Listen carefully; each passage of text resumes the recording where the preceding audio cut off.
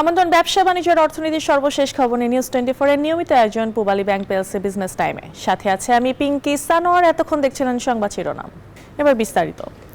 গত 10 মাসে ধারাবাহিকভাবে বেড়েছে প্রবাসী আয় বা রেমিটেন্স। এতে গেল 2.5 বছর পর আবারও রিজার্ভ $31 বিলিয়ন ছাড়িয়েছে।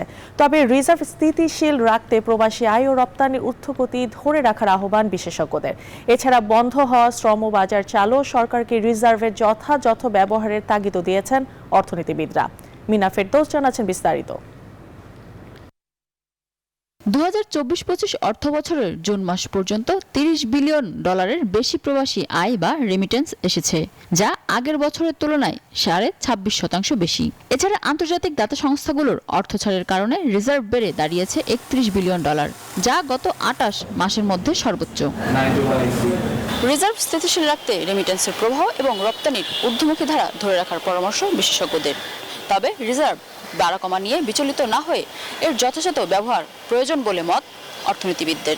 কোন পর্যায়ে থাকলে পরে রিজার্ভকে আপনি সাস্টেনেবল বলবেন, এই ধরনের কিন্তু কোনো ইকোনমিক্সে কোনো ফর্মুলা নেই। রিজার্ভটা প্রুডেন্টলি ব্যবহার করলেন কিনা সেটা হচ্ছে বড় কথা, তাই না? রিজার্ভ কম থাকলে আপনি প্রায়োরিটি সেক্টরে বেশি ব্যবহার করবেন, রিজার্ভ বেশি থাকলে তখন আপনি এটা ওপেন করে দিবেন। এটি হচ্ছে গভর্নমেন্টের কাজ। তবে রিজার্ভের স্থিতিশীলতা ধরে রাখতে টেকসই শ্রমবাজার গড়ার পরামর্শ বিশেষজ্ঞদের। বন্ধ হয়ে যাওয়া শ্রমবাজার সরকারিভাবে ফের চালুর তাগিদও দিয়েছেন এই অর্থনীতিবিদ। 10টা বাজার বন্ধ হয়ে গেছে। এই বন্ধ বাজারগুলো, প্রবাসী বাজারগুলো যে বন্ধ হয়ে যাচ্ছে বা যাচ্ছে এবং গেছে, এই বাজারগুলোকে পুনরুদ্ধার করার জন্য আমাদেরকে গভর্নমেন্ট টু গভর্নমেন্ট নেগোসিয়েশন করতে হবে। দক্ষ জনগোষ্ঠী পাঠাতে পারি বিদেশে, তাহলে আমার যে রেমিটেন্সের যে সুবাতাস বসছে এর থেকে 3 গুণ সুবাতাস আরও আমরা দেখতে পাবো। এদিকে ব্যাংকিং চ্যানেলে রেমিটেন্স আনতে বাংলাদেশ ব্যাংকের দেয়া প্রণোদনা বন্ধে চাপ রয়েছে IMF এর। তবে 2027 সাল থেকে প্রণোদনা বন্ধ হলে হুন্ডি বেড়ে যাওয়া সহ বৈধ চ্যানেলে টাকা কম আসতে পারে এমন আশঙ্কা বিশেষজ্ঞদের। হুন্ডি বেড়ে যাওয়ার সম্ভাবনা অর্থনীতিতে সবসময় থাকে, এবং যারা আসলে হুন্ডির সাথে জড়িত, এই হুন্ডির সাথে সংশ্লিষ্ট যারা, তারা তো আসলে রাজনৈতিক ছত্রছায়ায় থাকে।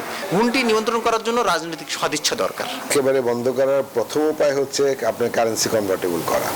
ওটা তো না, বাংলাদেশে আমাদের তো কারেন্সি ফুললি কনভার্টেবল না। এক্সটার্নাল ব্যালেন্স মানে আপনার বিওপিতে রিজার্ভ থাকবে অনেক বেশি, তো হুন্ডি বন্ধ করার জন্য ওইগুলো করতে হবে। সরকার পরিবর্তনের পর রিজার্ভ থেকে ডলার বিক্রি বন্ধ, প্রবাসী আয় বাড়াতে নানা পদক্ষেপ এবং বাণিজ্যিক ব্যাংকগুলোর রেমিটেন্স সংগ্রহে এগিয়ে আসার কারণেই বৈদেশিক মুদ্রাবাজার ইতিবাচক ধারায় ফিরেছে এমন মত বাংলাদেশ ব্যাংকের।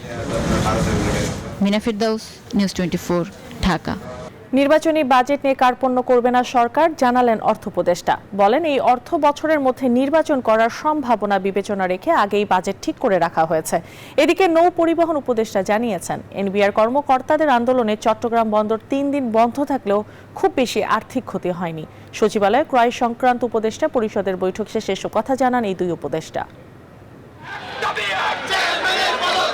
এনবিআর সংস্কার নিয়ে আপত্তি সহ চেয়ারম্যানের অপসারণ এবং অভ্যন্তরীণ দ্বন্দ্বে গেল 12 মে থেকে আন্দোলন শুরু করেন এনবিআর কর্মকর্তারা, যা 29 জুন শেষ হয় সরকার ও ব্যবসায়ীদের মধ্যস্থতায়। কর্মসূচির শেষ 3 দিন 26 জুন থেকে শাটডাউনে ছিল সারা দেশের এনবিআর অফিস। এতে দেশের বন্দরগুলোতে পণ্য ওঠানামা সহ বন্ধ থাকে আমদানি রপ্তানি, ক্ষতি হয় দেশের ব্যবসা বাণিজ্য। তবে নৌ পরিবহন উপদেষ্টা লেফটেন্যান্ট জেনারেল অবসরপ্রাপ্ত ব্রিগেডিয়ার সাখাওয়াত হোসেন বলেন, 3 দিনের বন্ধের কারণে খুব বেশি আর্থিক ক্ষতি হয়নি বন্দরে। পোর্ট অ্যাকচুয়ালি বন্ধ ছিল না, আমি বলি আপনাকে, পোর্টে যে অবস্থা ছিল 3-4 দিন একটা অলরেডি যেগুলি এক্সপোর্ট হওয়ার কথা ওগুলো ঢুকে গেছিল। They are waiting for to be lifted in ship, মানে জাহাজীকরণ বাকি ছিল।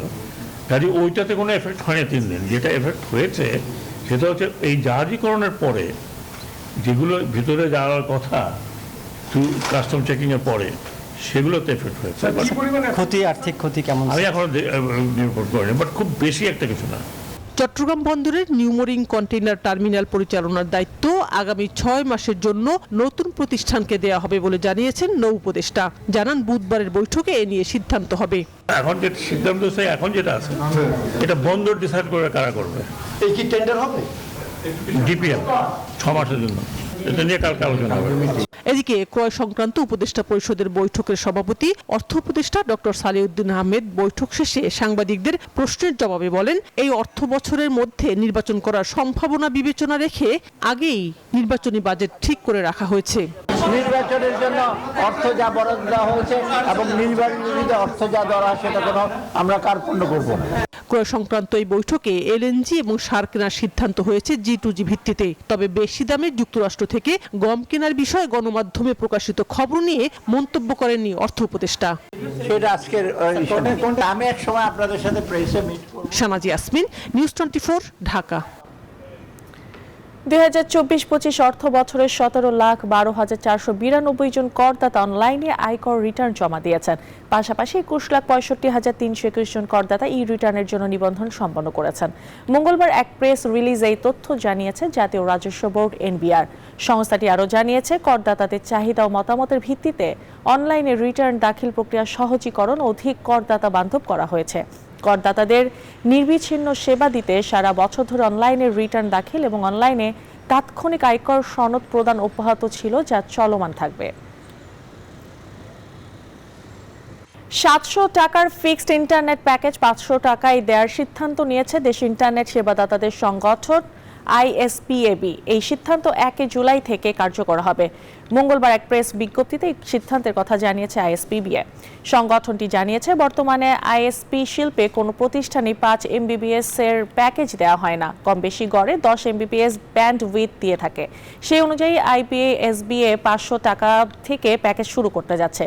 প্রেস বিজ্ঞপ্তিতে আরও জানানো হয়, বেশিরভাগ গ্রাহক মাসিক বিলের সাথে 5% মূল্য সংযোজন কর ভ্যাট দিতে চান না। সরকারের সাথে একসাথে কাজ করতে এবং দেশের উন্নতির জন্য রাজস্ব নিশ্চিত করতে গ্রাহকের কাছ থেকে 5% ভ্যাট আদায় করার বিষয়ে সংগঠনটির সদস্যরা একমত হয়েছেন বলেও জানিয়েছে ISPAB।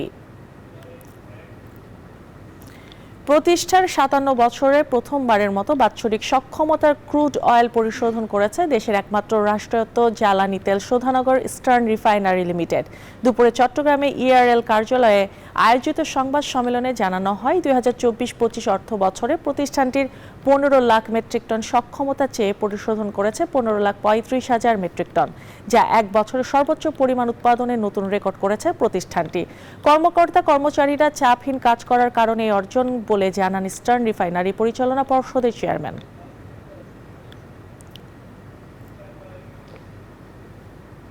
অভিবাসন নিয়ে বড় সিদ্ধান্ত নিল ইতালি সরকার। শ্রমিক সংকট মোকাবেলায় ইউরোপের বাইরের দেশগুলোর নাগরিকদের জন্য কর্ম ভিসা দেওয়ার সিদ্ধান্ত নিয়েছে দেশটি। এর আওতায় 2026 থেকে 2028 সালের মধ্যে মোট প্রায় 5 লাখ কর্ম ভিসা দেবে জর্জিয়া মেলোনি সরকার। নিম্ন জন্মহারের কারণে গত কয়েক বছর ধরে জনসংখ্যা কমছে ইউরোপীয় ইউনিয়নভুক্ত দেশ ইতালিতে। এতে শ্রমিক সংকটের মধ্যে দিন পার করছে দেশটি। এবার এ সমস্যা নিরসনে বড় সিদ্ধান্ত নিল জর্জিয়া মেলোনি সরকার। ইউরোপের বাইরের দেশগুলোর নাগরিকদের জন্য কর্ম ভিসা দেওয়ার সিদ্ধান্ত নিয়েছে মেলোনি সরকার। স্থানীয় সময় সোমবার এক বিবৃতিতে দেশটির মন্ত্রিসভা জানায়, 2026 থেকে 2028 সালের মধ্যে প্রায় 5 লাখ কর্ম ভিসা দেওয়া হবে। এর মধ্যে 2026 সালে প্রথম দফায় দেওয়া হবে 1,64,850টি ভিসা। পরবর্তী 2 বছরে আরও ধাপে ধাপে ভিসা দেওয়া হবে। গণমাধ্যমের তথ্য বলছে, ডানপন্থী জোটের নেত্রী ও প্রধানমন্ত্রী জর্জিয়া মেলোনির নেতৃত্বে এ নিয়ে দ্বিতীয়বার বড় পরিসরে বৈধ অভিবাসনের দ্বার খুলল ইতালি। এর আগে 2023 সাল থেকে 2025 সালে বৈধ অভিবাসীদের জন্য 4.5 লাখেরও বেশি পারমিট ইস্যু করার সিদ্ধান্ত নিয়েছিল ইতালি সরকার। তবে ক্ষমতায় আসার পর থেকে অবৈধ অভিবাসীদের বিরুদ্ধে কঠোর অবস্থানে মেলোনি। তথ্য বলছে, দেশটির জনসংখ্যা আশঙ্কাজনক হারে কমে গেছে। সরকারি পরিসংখ্যান অনুযায়ী 2024 সালে ইতালিতে জন্মের তুলনায় 2,81,000 বেশি মানুষ মারা গেছে। এ অবস্থায় বিভিন্ন গবেষণা প্রতিবেদন থেকে জানা যায়, জনসংখ্যা ধরে রাখতে হলে 2050 সালের মধ্যে ইতালিকে কমপক্ষে 1 কোটি অভিবাসীকে গ্রহণ করতে হবে। আফরিন মৌ, নিউজ 24। এই ছিল পূবালী ব্যাংক প্রেস টাইমে এখনকার মতো আয়োজন। এতক্ষণ সাথে থাকার জন্য ধন্যবাদ সবাইকে।